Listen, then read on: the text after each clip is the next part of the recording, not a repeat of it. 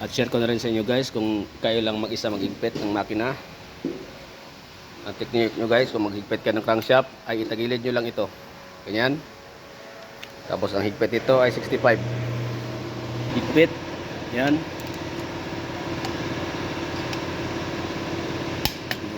Higpit. Yan. Yan. Yan.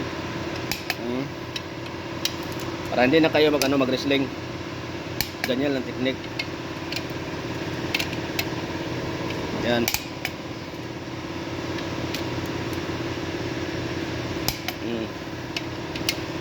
Kasi pag i-flat mo yan, mag-wrestling kayo yan, tatakbo-takbo yan, maglakad-lakad yung makina. So dapat ganyan i-slide mo, tapos ganyan lang.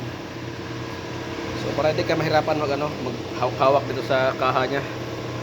So pag naka-slide siya, madali mo lang mahipitan kasi parang may nakahawak na sa kanya.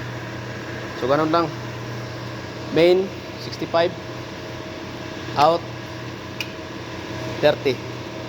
Right TV, laki sa world. Oh yeah. Ganito dapat ang mga sitting guys. Kahit kamayan mo lang, ayan oh. Kahit kamayan mo lang ay ox na yan. Kasi ito, ang machine shop nito, gumagamit talaga sila ng plastic gauge bago nila i-final padala dito yung makina.